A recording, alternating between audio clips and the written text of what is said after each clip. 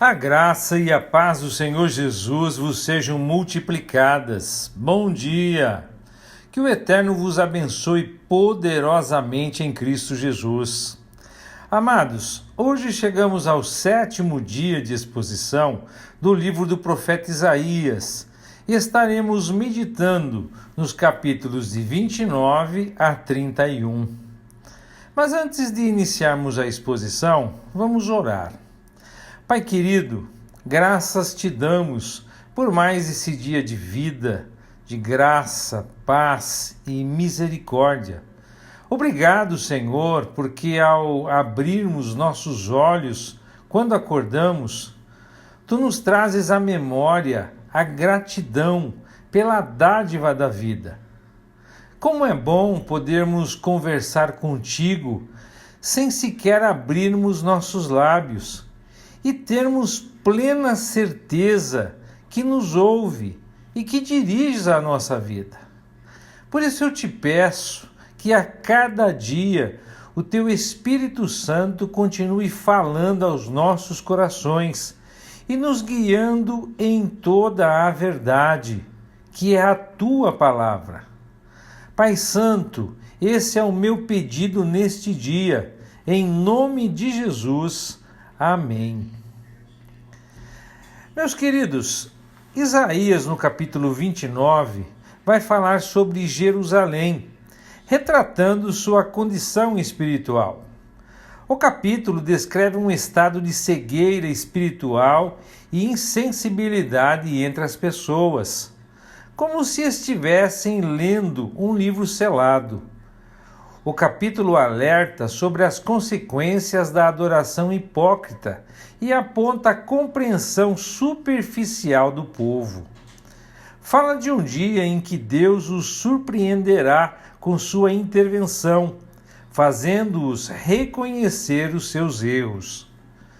O capítulo também inclui uma visão de uma Jerusalém restaurada, enfatizando um relacionamento renovado com Deus. No geral, Isaías 29 transmite a necessidade de devoção genuína e compreensão dos caminhos de Deus, ao invés de meras práticas ritualísticas formais. Logo no início do capítulo 29, dos versos 1 a 4, nós vamos ver o nome de Ariel.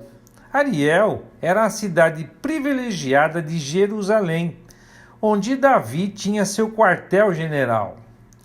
As pessoas ali poderiam passar por seus movimentos religiosos ano após ano, mas Deus traria angústia sobre essa cidade, até que ela não fosse nada além de um Ariel. Esse trocadilho é feito porque o nome Ariel tem dois significados. O primeiro, leão de Deus, e o segundo é altar ou lareira. Se formos observar o livro do profeta Ezequiel, no capítulo 43, versos 15 e 16, ali Ariel é traduzido como lar do altar. Então, Deus está falando que a cidade, que já foi o leão de Deus, agora seria um altar flamejante, e seu povo seriam as vítimas sacrificiais. Nos versos de 5 a 8 do capítulo 29, no entanto, Deus interviria de repente, e os inimigos seriam repelidos como pó fino e palha. Justamente quando os inimigos pensavam que iriam destruir e conquistar completamente Jerusalém, eles seriam frustrados, como se despertassem de um sonho. A cegueira espiritual deliberada do povo trouxe o julgamento sobre eles, e eles cambaleavam como se estivessem bêbados. A palavra de Deus era ininteligível para eles. Para alguns, era um livro lacrado, para outros, era um livro ilegível. Todos eles tinham uma desculpa. E porque sua religião era puramente externa e seu único temor a Deus era uma questão de credos memorizados, Deus realizaria uma obra sobrenatural de julgamento, despojando as mentes mais aguçadas de sabedoria e discernimento. Mas também tinha o problema dos governantes de Judá, que procuraram contar com a ajuda do Egito. Isso foi uma sabedoria política do ponto de vista natural, mas aos olhos de Deus isso foi um ato de rebelião. Portanto, Deus reduziria a política a nada, reduzindo Judá a uma condição de desamparo, para que eles pudessem depender somente de Deus. Um ai então é pronunciado sobre os governantes enganosos que estavam tramando com o Egito, como se Deus não os estivesse vendo. Eles tinham tudo às avessas, colocando o barro no lugar do oleiro e vice-versa, negando assim o poder, a autoridade e conhecimento de Deus. Mas um dia de libertação estava chegando, quando o Senhor reverteria as coisas. O que era uma floresta selvagem, citando o Líbano, seria um campo frutífero, e o que agora era considerado um campo frutífero seria visto como nada mais do que uma floresta coberta de vegetação. Então os surdos ouvirão, os cegos verão, os humildes também aumentarão sua alegria no Senhor. O opressor, o escarnecedor e o enganador não existirão mais. Os versículos finais do capítulo 29 descrevem um remanescente crente, aqui chamado de Jacó. Vergonha e reprovação serão coisas do passado. Os filhos de Jacó perceberão como Deus interveio em seu favor e o honrarão por isso. Aqueles que julgaram mal e reclamaram serão conhecedores e ensináveis. Alguns intérpretes da Bíblia entendem que o cerco ao qual Isaías profetiza no início do capítulo fala da invasão assíria. Mas precisamos compreender que nem a invasão de Senaqueribe, nem o cerco de Jerusalém pelos romanos cumpriram essa profecia. No final desta era, o rei do norte e as nações confederadas a ele cercarão Jerusalém. Disto, o capítulo nos dá a história.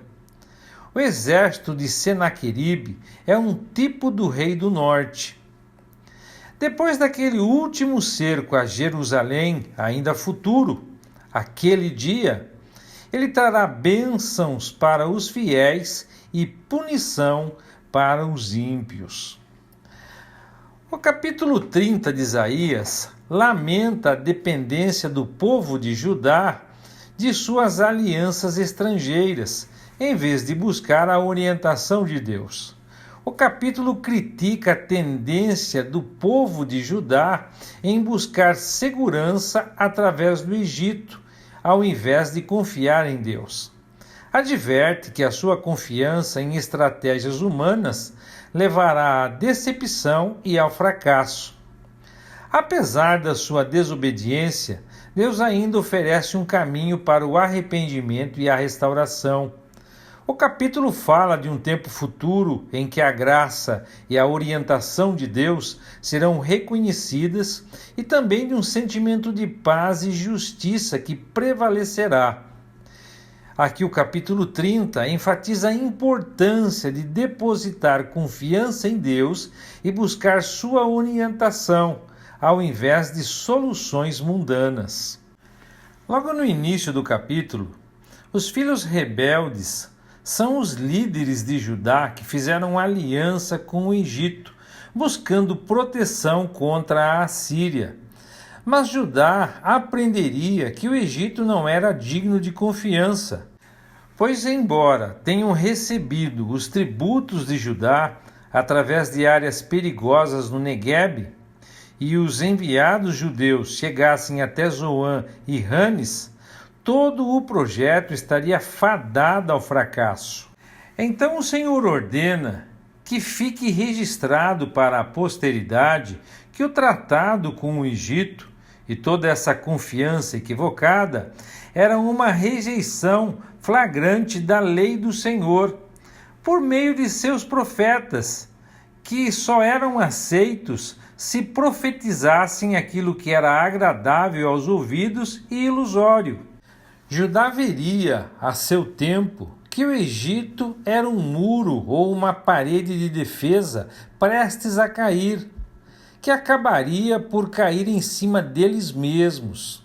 Era como um vaso quebrado cujos fragmentos eram inúteis. Nos versos de 15 a 17 tem uma conversa de Deus com Judá. Deus disse a Judá: sua salvação está em voltar para mim e descansar em mim. Sua força está na confiança silenciosa em vez de uma fuga frenética para o Egito.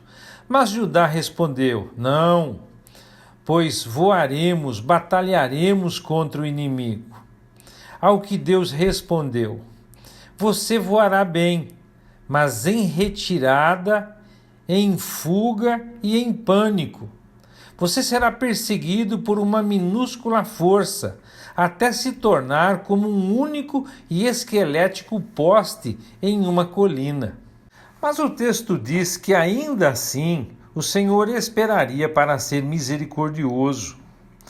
Deus espera até que o desastre de nossas escolhas nos ensinem a tolice delas.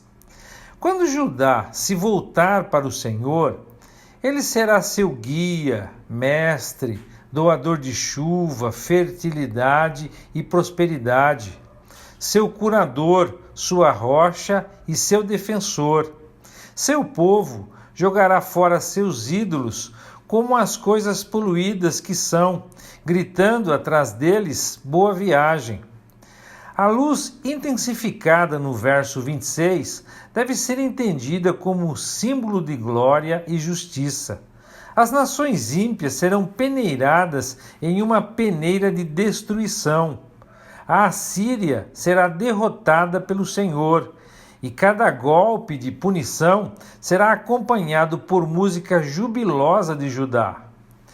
Os fogos ardentes de Tofete, inferno, estão prontos para receberem o rei perverso. Enquanto esse capítulo tinha, sim, um significado, como todas essas declarações proféticas para o povo de Judá nos dias de Isaías, sua revelação completa só poderá ser compreendida à luz do que ainda está por vir. O povo judeu ainda não possuiu as bênçãos aqui do capítulo 30, verso 18. Isso somente virá como resultado da segunda vinda do Senhor Jesus Cristo. O capítulo 31 continua a alertar contra a busca de ajuda no Egito e de alianças humanas ao invés de confiança em Deus. O capítulo critica a tendência de confiar no poder militar ao invés da intervenção divina e adverte aqueles que confiam em tais alianças que eles ficarão desapontados e o julgamento de Deus prevalecerá. No entanto, o capítulo também oferece esperança na presença protetora de Deus e na disposição dele intervir em favor daqueles que se voltam para ele. O capítulo 31 sublinha a necessidade de uma fé genuína e confiança no poder de Deus, ao invés de confiança na força ou de alianças humanas. Logo no início do capítulo, dos versos 1 a 3, Deus se manifesta contra aqueles que vão ao Egito em busca de ajuda, que confiam em cavalos, carruagens e em cavaleiros para a vitória. O Senhor se levantará contra a casa dos malfeitores, no caso aqui Judá, e contra os ajudantes deles, o Egito, ajudantes daqueles que praticam a iniquidade, no caso Judá de novo. O ajudador, o Egito, tropeçará, e aquele que é ajudado, no caso Judá, cairá. Deus é como um leão, que uma multidão de pastores, no caso aqui no texto a Assíria, tenta espantar. Ou, para mudar a figura, ele é como um bando de pássaros pairando sobre Jerusalém. Ele está pronto para defender e libertar a cidade. Quando Israel se voltar para o Senhor, jogará fora seus ídolos. Os assírios perecerão por uma intervenção direta do Senhor. A destruição completa do exército de Senaqueribe, de 185 mil homens, não esgotou o significado desses versículos. Então, a profecia também tem um cumprimento futuro, ou seja, na tribulação.